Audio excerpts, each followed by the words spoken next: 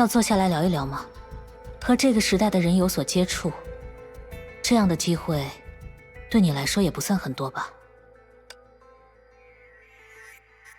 有一位战友对我说过，我们都不过是住在地下的一个洞里，只是一群原始人，背向洞口，坐在地上，手脚都被锁住，只能借由背后的火光看到眼前乏味的石壁，偶尔借助火光，会有某物的影子投向石壁，这些影子便是我们眼中的全部世界，影子就是我们的全部。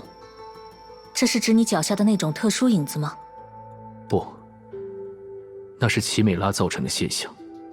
人类在做梦中才可放纵，崩坏兽却在做梦中才可思考。奇美拉集成了一切崩坏兽的梦境，也因此会在人类的梦境中腐蚀出那些阴影。那么，如果刚才你仅仅是在比喻，问题反而更简单了。你想说什么？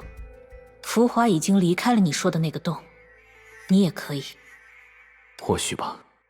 如果没有圣痕计划，彻底融入你们的世界，它的确需要决心，但也并不困难。真正困难的是做了这些事之后，该如何弃绝一切。你不想成为奥托？那毫无必要。当然，或许在你们的眼中，我的傲慢与他也难分伯仲。毕竟我从一开始就在充当制造棺材的角色。在世界即将灭亡的日子里，人们每天都在成批死去。显而易见，只要有条件，大家就必须绞尽脑汁地去生产各式各样的棺材，迎接各种各样的墓地。这对于人类的延续可能毫无益处，但为了文明，却又是不得不做的事情。和圣痕计划也没有什么不同，对吧？或许吧。不过，从积极的角度上说，上战场的战士们也会准备好书信，可能是在营房里，可能是在运输机里，也可能是在列车或轮船上。每个人都会写下他对未来的希冀，写下他对世界的嘱托。我们秉持信念所做的工作，不管结果是否如愿，都绝不会是无意义的事。我们守护那些美好的东西，守护那些将会成为美好的东西，守护那些我们认为重要的东西。它们或许看似渺小，看似徒劳，但那不过是因为如今的它还只是一颗种子而已。这些孕育美好的种子，总有一天会绽放出漫山遍野的花朵。无论如何，凯文，你也自始至终都是这当中的一员。这倒是超过了我自信的范畴。至少，在不久之后的那场大战中，我们还是会拼尽全力去杀死对方。这是无法改变的事实，也是战胜崩坏的唯一途径。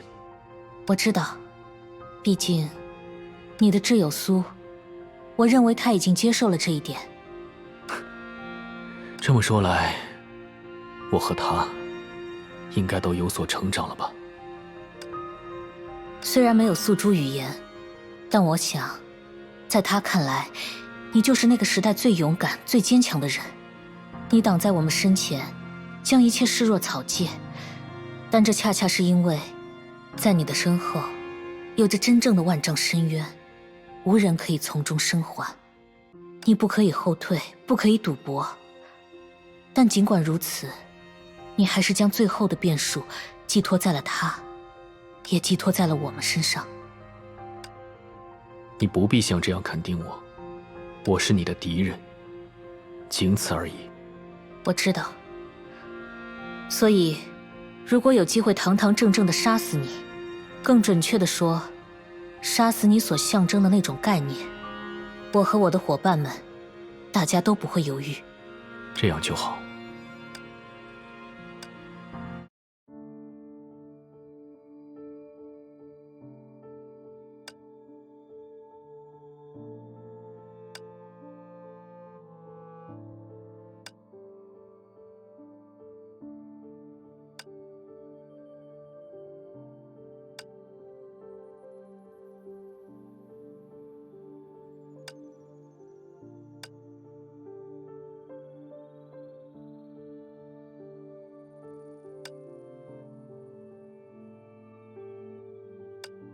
赫克托尔知道王国终将陷落，阿喀琉斯也明白自己正在走向死亡，但他们两人依然义无反顾地踏上了战场。借用我们的神话，你当初留下了这样的预言，难道你从一开始就预料到了这场决战？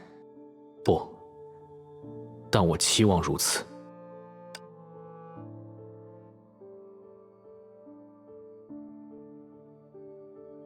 我们相信提阿娜，相信所有属于人类的律者。当然，从另一个角度上说，也相信你。有趣。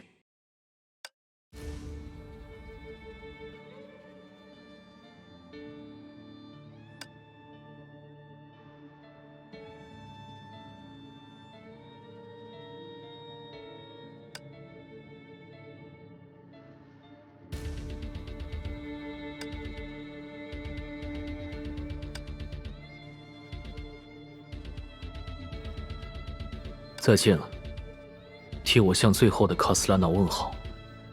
我会的。再见了，最初的卡斯兰娜。